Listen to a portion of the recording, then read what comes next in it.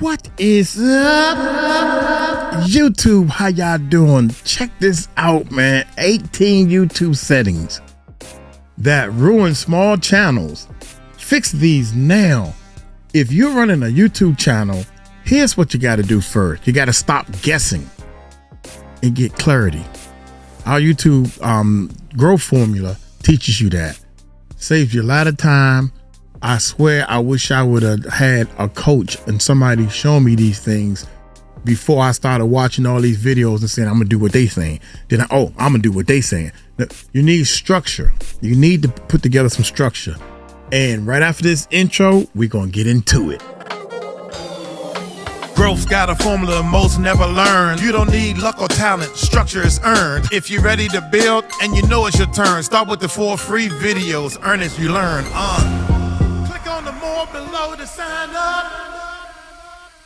That's right, you guys. Hey, I done put together 4 videos that show you everything and the reason why you should be starting a YouTube channel. What makes it so bad is this. You should be starting a YouTube channel in today's world because AI and everything else is taking over. One of the things that's going to happen, and this is facts, there's going to be so much AI stuff out there. People are going to be looking for people to trust. They're going to be looking for the real human beings to trust. Uncle Mike. So you need to get started right now so you can be one of the human beings that are actually building trust with other human beings. Hey, let's check this video out right here, man. Give Matt a thumbs up. Matt is I bought his course because Matt has been doing YouTube channels and this guy is a millionaire. So without any further ado, hit that subscribe button, hit that bell. Let's see if he's bringing it down. Let's check it out. What if I told you that you just need to fix a few settings on your YouTube videos to show YouTube you're a genuine creator and that your content is worth promoting? Well, my name is Matt Parr. I've been running huge YouTube channels for the past 10 years. And in doing that, I've discovered which settings actually matter for growing on YouTube. So in this video, I want to show you a bunch of different settings that you should definitely look into for getting as many views, as many subscribers, and most importantly, making YouTube into a real business. Now, the first setting is your subscribe link. You might be saying, Matt, what are you talking about subscribe link? Can't people just click to subscribe to my channel? And yes, they definitely can. However, you can actually put this link in your video descriptions, and if they click it, it will open up a window that allows people to click if they want to subscribe to your channel. And that pop-up that happens when you use this link specifically will get you on average more subscribers. Now, as I mentioned on all my videos, subscribers really don't matter that much aside from having some social proof, as well as having an existing audience for your videos to go to. So if you do upload good videos on YouTube, your subscribers will just let YouTube know it's a good video sooner than if you didn't have a lot of subscribers. So they are still nice to have, even if they are mostly vanity metrics. And this is the subscribe link right here. If you just put this string of text and then put your channel, that will create your automatic subscribe link. I recommend putting it through a website like rebrandly.com. That allows you to then create a shorter, better looking link that you can put in the description of your videos, as well as if you ever share your channel externally, make sure to share this link instead of your direct channel link. That way people will get prompted to subscribe. And yes, that first setting was very basic. I'm going to show you a lot better ones. I just want to start with some of the fundamental ones. Another very fundamental one that you need to make sure that you're doing is our second setting, which is the ability to put custom thumbnails on your videos. By default, you can't do this unless you verify your YouTube channel, specifically a phone number with YouTube. Go to your YouTube studio, click settings, go to your channel settings, and then your feature eligibility section, and then go ahead and verify your phone number. You need to be using custom thumbnails, which are essentially cover images on your videos, because without them, your channel will definitely suffer. Now, the third setting is having a good looking channel homepage. And in order to do this, you go to your YouTube studio and then go to customize on the left side. And my recommendation is to put the following sections on your channel. You can add sections or delete them. I recommend adding a popular upload section because your most popular videos are that way for a reason. You want to be showing them first when people come to your channel so you can rack up more watch time and get people watching your channel more. You definitely want a recent upload section as well. And if you have any similar channels that are related to your channel, you can then also put them in a featured channel section on your channel, but only if they're related. You don't want to link to other niches because then it'll hurt your channels. If you want to see an example of this, just take a look at my channel page and feel free to copy me. Also, just make sure to have a good looking channel art, which is a 2560 by 1440 image that you put as your YouTube channel banner. And remember, a very small portion of that will show on your channel's homepage. So keep that in mind as you're designing it. There's templates you can use to design it. I recommend just using Snappa. They have a nice built-in template, and make sure to have a nice looking profile photo as well. Now, the fourth YouTube setting is one that is on by default, which could be hurting your average view durations or how long people watch your videos. And obviously you want people watching your videos as long as possible. And that setting is called automatic chapters. Because let's say you were uploading a video about how much money YouTube has paid you. And then the first chapter on that video, it literally says $10 million. Why would anyone want to watch the rest of the video when that was literally just spoiled from that first chapter if they already know the conclusion? So if you're smart, what I recommend doing is putting manual chapters that build curiosity and keep people watching. For example, the first chapter of your video could be how much YouTube pays on average to creators. The next chapter could be how many views I got from YouTube. The next chapter, how many subscribers. And then the next chapter, how much YouTube actually paid me. But notice you're saying how much YouTube actually paid you. You're not giving away what's actually happening at that point. For example, that's part of your storytelling, what he's saying. Part of your storytelling, as well as how you formatting the storyline, because you don't want to give away the butler did it. You know, in the beginning of your story, you already told them who did it. The butler did it.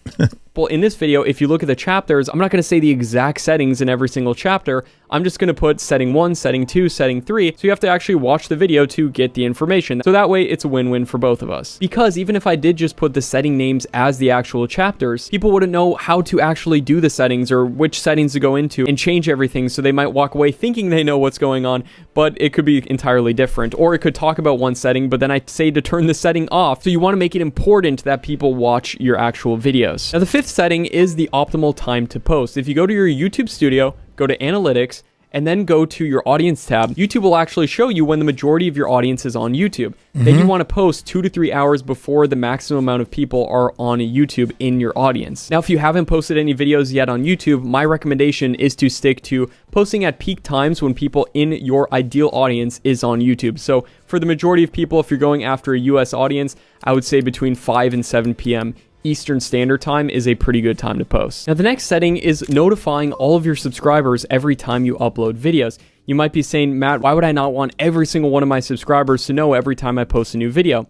If you try a new video type that is different than most of the content that you do on your channel, I would then potentially recommend unchecking the box when you upload videos that says publish to subscription feeds and notify subscribers. You only want to do that if you're posting within your niche. If you're posting outside of that, it may be better to start with a new fresh audience and let the video find the right audience eventually, instead of publishing it to your subscribers who are going to only watch a small percentage of your video, and they will likely click off very soon, therefore hurting the performance of that video and making it harder for that video to find the right audience.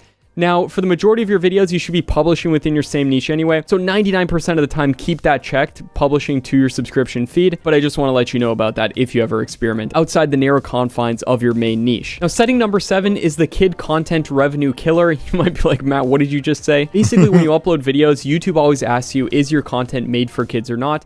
And that's due to a law in the United States that you can't put targeted ads towards children. So YouTube has to specifically find out which content is for kids and which isn't. And a kid simply means anybody below the age of 13 years old. And for the majority of channels watching this, you probably don't make videos for kids. You just have to ask yourself, what is your intention when you make videos? So you usually want to leave that box unchecked, because if you accidentally check that box, you'll lose comments, end screens, and the ability to monetize your channel properly. I want you to make as much money as possible from your channel. That's another reason you should honestly avoid kid content on YouTube. I have this guy Pete in my course who gets 10 million views a month with his kids channel, but he makes a couple $100s a month from it. Whereas I know, wow, you hear that?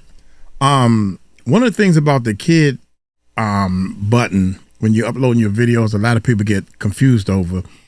It's not like, is this friendly enough? Like, it's no rated X or nothing, no nudity, none of that type of stuff. That's not what they're talking about. We're talking about kid friendly, because you want everybody to see your videos. Everybody want everybody to see your videos. We understand that. But if you're talking about cars and working on cars or changing the oil, anything, cooking, all this, we're talking about babies. We're talking about toys and kids playing, hey, boys and girls, you know, the purple dinosaur, that type of stuff. That's what you want to say. 9 times out of 10, just say no. 9 times out of 10, no, this is not for kids. This is for teenagers and adults that's trying to better their lives, so to speak. Know people who get similar amounts of views who make millions of dollars a year from their channel. So it's a huge difference, and it's really important to focus on content for older audiences. And if you want to make this easy for yourself, go to your YouTube studio, go to settings, go to upload defaults, and then go to advanced settings, and then you can turn that on for your entire channel so you don't have to worry about checking it every single time you upload a new video. Now, this next setting is also very important because you've probably seen those spam comments on YouTube videos promoting some crypto nonsense or something like that. And there's a really easy way to avoid these types of comments on your videos and to avoid people potentially getting scammed in your comment sections, which could reflect badly on you. And that's to go into settings, community, and then blocked words, and then add in terms like WhatsApp, Telegram, crypto investment, binary options, or any other common scam phrases. You could also even put words like fake or scam or anything that could reflect badly on you and your channel. You definitely don't want that either. So think about protecting yourself and your channel as well as your community. And now I did a whole video about how to reply to YouTube comments the right way. Feel free to check it out because 99% of people reply to comments the wrong way. Now setting 9, 10, and 11 all work together, and I call this the branding triple stack. Setting number 9 is uploading a watermark. If you go to that customize tab in your settings, you can then go to branding. That'll be shown in the bottom corner of your video. Set it to play through the whole video. That gives people one more chance to subscribe. Setting number 10 then is to go to settings, channel, and then keywords, and then just put related keywords related to the type of channel that you're doing. I like to use my tool TubeMagic for this. Go to the video tags tool and then put in what your channel is about and then copy those tags and put it as your channel keywords and tags. And then setting number 11 is to then write in those keywords in a very natural way in multiple different paragraphs that describe your actual channel. And that's within your channel description, which is also within the customized tab. Just make sure to write it in natural sentences and use a bunch of those same words that we used within our channel keywords. Now, setting number 12 is to upload your videos initially as unlisted. This does several things for you. Number 1, it lets YouTube index the whole video, go through it, scan for anything that could potentially get the video demonetized or anything else. And then on top of that, it allows you to take that link, go to that tool TubeMagic, put it in the Warp Upload Optimizer, and then TubeMagic will give us a great set of titles that we can choose from, a description that's written in the exact way I recommend, and then also a set of tags that we can use on that specific video. Setting number 13 is setting the correct category for your videos. If you go back to your upload default settings, it allows you to choose a category for the videos that you're uploading.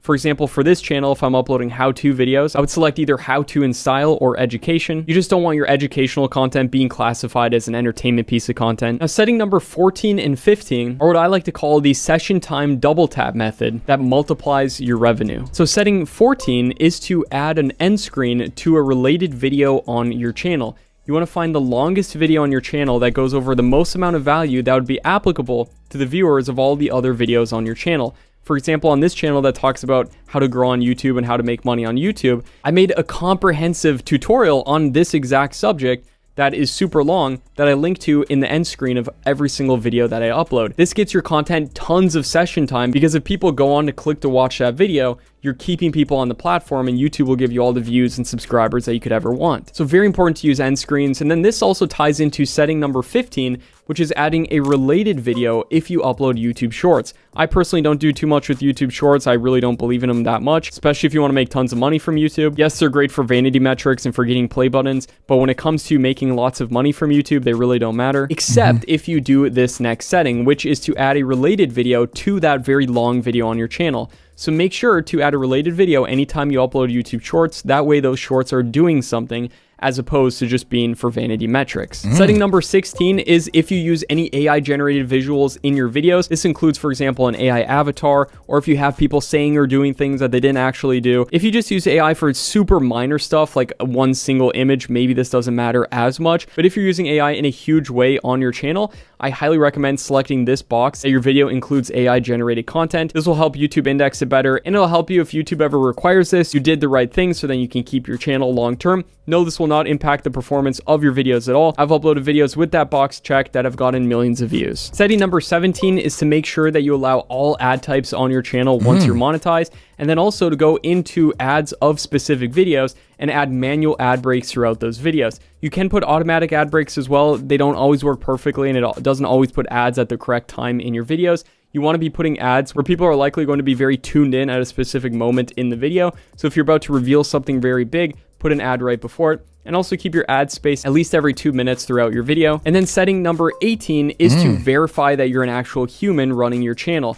There are certain feature eligibility requirements if you go to those settings on your channel that can only be unlocked once you've proven that you're a human. And you have two ways of going about doing this. Number one, you can upload your ID to YouTube to verify that you are an actual person. Or number two, and this is the method that I like to do, you can prove you're a human through channel history. Now, this typically takes around a month of uploading good content to your channel. And then once you do this, you get the ability to put links in the descriptions of your videos. This is super important if you want to monetize your channel as much as possible, because you need to be linking to affiliate products or your own product to monetize to the next level. Now, while all of these settings are important, what is way more important than this, if you really want to make YouTube into a business and you want to make as much money from YouTube as possible, it's really important that you do YouTube with the right strategy. What I mean by that is that you do YouTube in a way that YouTube actually allows, where you're not going to get banned and you can build a real business and monetize to the next level. And in this video right here, I'm going to show you exactly how I'm doing that right now, building faceless channels where I've never even shown my face, yet I've built a huge business out of doing it. So make sure to check out. Yeah. If you are a very beginner, I really recommend showing your face. I mean, it's a billion of them out here doing it. Learning how to speak into this microphone, learning how to tell your story, learning how to present yourself to the world. This is the best system of showing or how to grow and how to attract people to your YouTube channel. One of the things that he pointed at that I really like is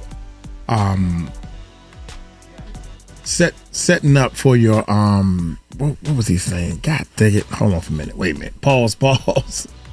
Wait a minute. I'm sorry, y'all. Sometimes I have my brain is doing too many things. The keywords in your description, that's very important, because when YouTube is deciding to show your video, they want to show your video to the people that's watching keywords like cars, fast cars, slow cars, whatever the car, your keywords. Oh, show it to this group of people, that type of thing. Cooking. If you're frying, a lot of people want to cook healthier. So healthy cooking, that can be a keyword. So you want to put, that's your keyword for your channel, as well as your keyword in your description. So we talk about all that in our course. Stop guessing at this, man. Once you start learning the fundamentals, you'll be like, oh, now I understand. You understand why these things are happening. Clarity. All you gotta do is get clarity, and that's what the Growth Formula is all about. That's what this channel is all about. I'm gonna get on up out of here. Y'all take it light, take it slow. Tell them Uncle Mike told you so. Peace out.